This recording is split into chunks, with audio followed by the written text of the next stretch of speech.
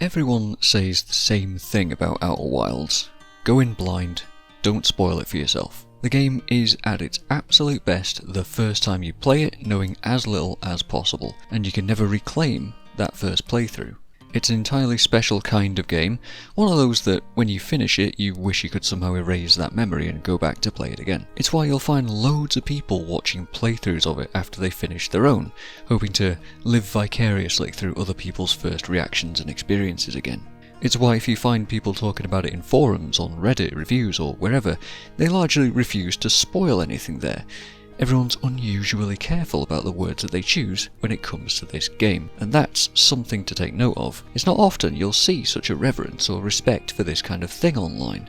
That alone speaks volumes about how uniquely good this game is. Anyway, all that said, I'm also not going to spoil anything here.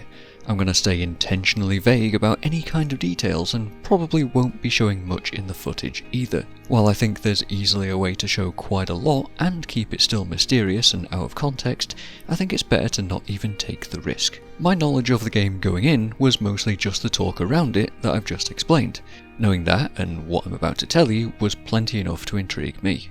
I went into Outer Wilds with the intention of skipping making a video on it, but the game's managed to live up to all that hype and it genuinely is that fantastic that I just can't help myself. I need to sing its praises as well. I describe it as a space exploration game. You start off as a fledgling astronaut, part of a team that's only just started venturing off the home planet, so the tech is all a bit jank and new, but that works in your favour since it feels uncomplicated and fairly quick to get to grips with. A lot of people describe it as a puzzle game, and I think I somewhat disagree with the expectation that conjures. Most puzzle games I've seen follow a kind of series of logical expectations. You're presented with a series of parts, something to solve, and usually some obvious reward for doing so, and this formula repeats throughout. The puzzles exist to serve the player. Outer Wilds, to me, almost never felt like it presented me with a traditional puzzle setup. I can't remember any time where I entered an area and saw what looked like a series of pieces that came together to solve something. There absolutely are very small parts like this on reflection, but it's less about solving an immediate thing and getting an immediate reward, and more like finding the pieces to a grander jigsaw puzzle. The things that exist in the solar system that can feel like puzzles are mostly irreverent of the player's existence whatsoever. If Outer Wilds was a jigsaw, then you'd be starting with only a small number of the pieces, and your first task would be to find the rest of them. Only then can you start putting them together to form parts of the full picture, and during that process become able to discover ways to find even more of those pieces. You do this by exploring. Launch into space and travel around the solar system. There's a few planets to explore, and a few other bits and bobs as well, like your moon called the Atoll Rock. All of these have different and interesting physics at play too, which turns their various characteristics into part of those wider puzzle pieces. The game doesn't really give you much of a main objective to start with.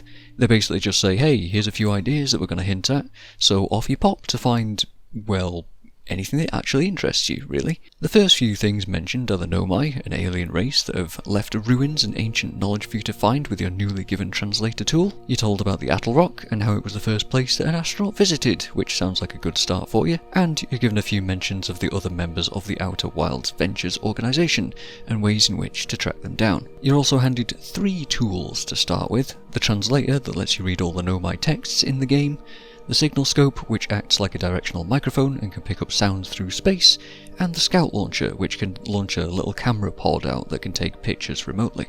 All of these things have a basic tutorial in the first few minutes of the game, along with controls for zero gravity movement and how to fly your ship. And that's it. That's all you ever have, actually. Outer Wilds doesn't do the Metroid thing. It never gives you new items that can help you solve puzzles that have been made to interact with them specifically. It doesn't level you up like other games would. Your character never gains any new abilities. You don't gain any extra power or anything like that. In fact, this is the best part about the game's design and why it feels so uniquely well built, and why I started the video saying what I did. Your character doesn't advance. You do. Through knowledge alone, and with experience on your part, do you advance through the game, and that feels exceptionally satisfying. and it's why spoiling even small parts of the game can result in large amounts of significantly ruined solutions, realizations, or having that feeling of finally understanding some mystery being taken away from you. I don't know many games that do this kind of thing, especially these days. You're almost never pointed specifically at some direction and told to just go there. At best, it's only ever hinted at and suggested that places could be of interest, and it's up to you to decide to go there at all. There's not even a specific order to do things in, but you'll naturally come across places you don't fully understand, and you'll need to come back later with information found elsewhere in order to explore deeper. I'd suggest keeping notes about as much as you can, so you can keep better track of everything that you find. I had a notepad file at the ready with features, interesting concepts, names, locations, and most importantly, the many questions that I had. I had so many questions throughout my playthrough, all of which slowly got answered and perfectly satisfied every loose thread of inquiry by the end. Your ship does have a computer that will also keep track of information that you gather, so don't worry too much about your own notes, but I found it handy to have them anyway. The game definitely rewards a bit of patience, and it's important to pay attention to all of the text and story that you'll come across, something I've unfortunately seen some players skip through and then complain that they don't understand anything. Personally, I never felt like any of the puzzles were hard or anything, but I have seen some people say that they got stuck on all sorts of things, and honestly I don't really understand where they're coming from. I feel like the game doesn't ask a lot of you other than some basic observation skills and being able to connect a few concepts together, most of which is eventually explained anyway. Just try not to brute force anything would be my general advice. The last thing I want to mention is the music and overall sound design. A lot of the time is spent in the quiet of space, and you really feel its vast emptiness sometimes. Out in your suit, you'll have that quiet broken up by the sound of your character breathing and your thrusters exhausting. Many times I found myself so immersed by all of this that sudden loud sounds would end up jump scaring me, not intentionally by design, just due to happenstance. And the music, while not always present, was often a tool used to bring emotion to various sequences or scenes.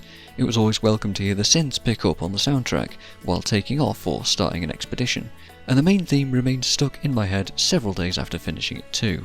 To say nothing specific of that ending sequence, I do just want to note that it made me feel something, and I'm not really sure what. In the end, I can only recommend Outer Wilds wholeheartedly. Do yourself a favour and just go play it. I know you just have to take a stranger's opinion on the internet there, and I've been very unspecific about a lot of things, but I am absolutely convinced that going in with as few spoilers as possible is the best way to experience it. I'm MagicalMike, and I'm Quids in with this game. Cheers.